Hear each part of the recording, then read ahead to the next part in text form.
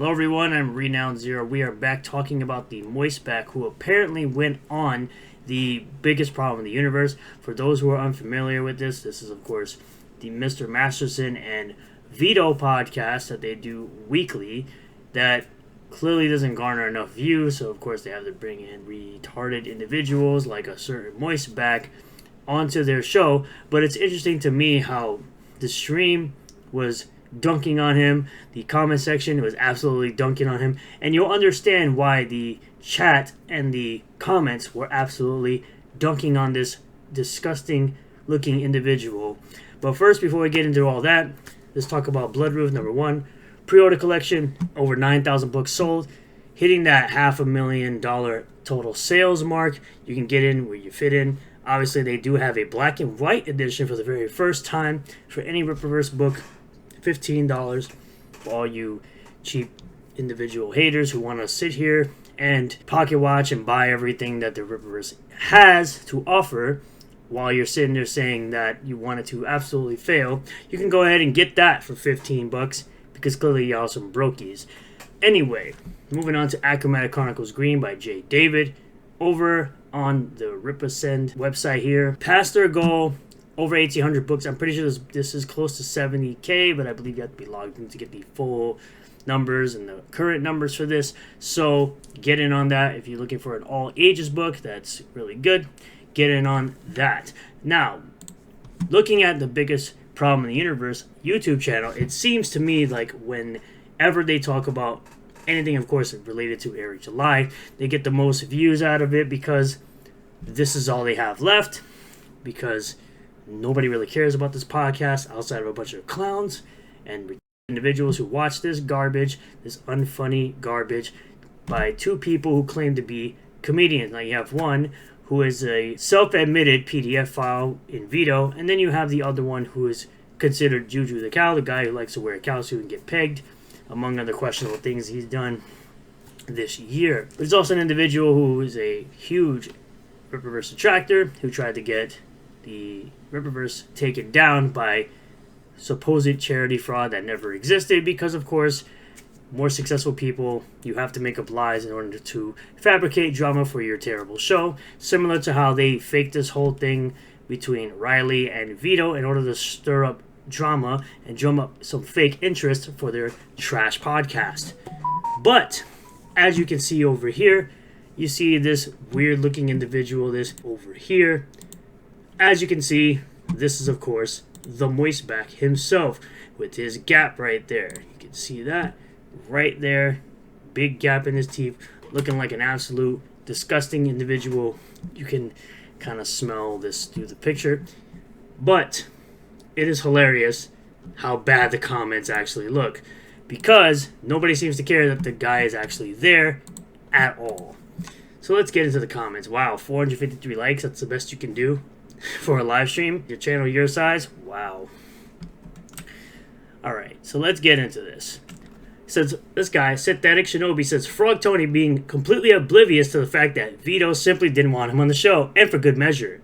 He's terrible. I don't really know what a Frog Tony is, but it is incredibly annoying. Straightforward Vito, reasonable Vito, never with the airport rides Vito, because apparently he didn't pick up the Moistback at the airport like he asked.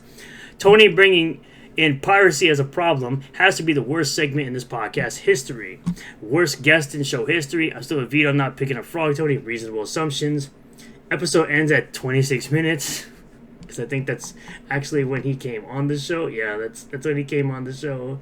It was around 26 minutes, or I say 27 minutes, but that's hilarious. Frog Tony sucks enough on his own show, but here he is much worse. Wow, that Frog Tony is absolutely difficult to look at. WTF. Luckily, the mic had half of his face covered. Episode synopsis. Vito puts on a hat and takes us to Flavortown. The Moistbag thinks a voicemail is how one asks for a car ride. A poll goes out to see who won the argument. The Moistbag will send us a telegram with the results of that one. Problems are submitted. Loses eye patch. So he puts on Star Trek type visor. He then abruptly ends the show because he was secretly dealing with travelers' diarrhea. After all, that's how I would have done it. Biggest problem in the universe is broken streams. I blame Vito because it's obviously Vito's fault yet again. I've been watching this show for a while. This guy, the Moistback, is by far the worst guest I've ever seen. He's made one of the worst first impressions ever. He has no idea how to present himself on camera. He looks mega weird, and he spent the first portion of the show in a stupid argument with Vito that wasn't even remotely funny. Charisma 0. This Frogman just can't take an L. I knew nothing about Frog Tony before this show. Now the only thing I know about him is that he's annoying and cringe. Frog Tony's insufferable. How has this dude never left his mom's house or something? How does he not know how to get from the airport to a hotel? It's very simple. Please, people want to watch just Masterson and Vito. Another wasted show. Vito really runs the gambit when he's chomping on at the bit to get those Chaos Emeralds. Frog Tony's the same guy that simped so hard for Dalish that he sent her flowers just for her to go on TDS and laugh at him for it. Now that I know what he looks like, it's even more embarrassing than it already was. Frog Tony deleted the show. The Frog Tony come by to take a nap.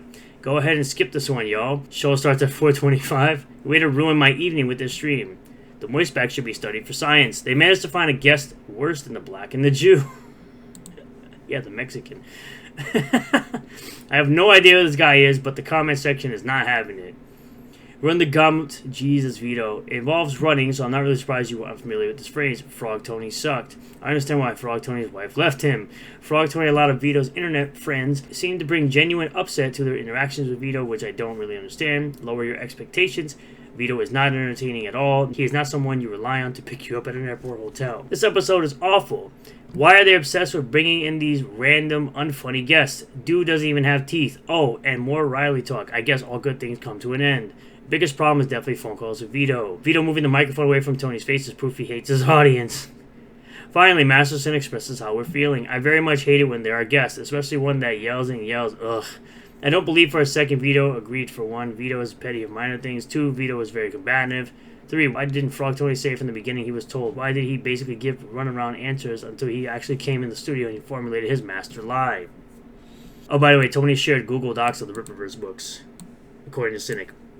But he wants to talk about how piracy is bad, yet he's out here doing the exact same thing he's saying is bad. The piracy problem and how he talks about it is the worst problem ever brought to the show. He has zero reason why people shouldn't pirate some things other than it's against the law, as if that in itself means anything. Piracy and emulation keeps old school video games alive that the corporations won't sell you anymore. I actually thought Tony was fine on the show, but holy crap, he was so full of crap about Vito agreeing to meet him at the airport. Funniest crap to come out of the show in a while. Repeating the non-driver problem is the biggest problem in the universe. Frog Tony's artist sucks. It would be really funny if Riley went to prison. Yes, it would be. It'd be a new massive, massive cope. Every guest from now on should be someone Vito is beefing with. That way, when the guests are bad, which is always, the show can be saved by Vito's arguments. Why is the mic stand in his face? Vito and Fraud Tony are obviously both bad at communicating, but I'm kind of on Vito's side. You got to get a confirmation from someone before you can safely assume it's a yes. Fraud Tony was late. And that's all it is. That's all there is to it. Nobody gives a crap about you.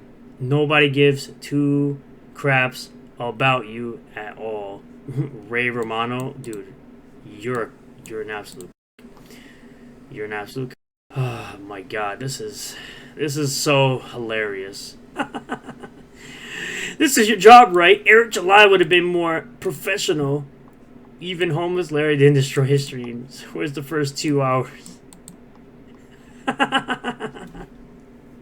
So there you have it. Nobody gave a crap that you went on this show. Nobody gives a crap about you. You're a worthless individual. You have nothing of value to offer into the world, and no one cares.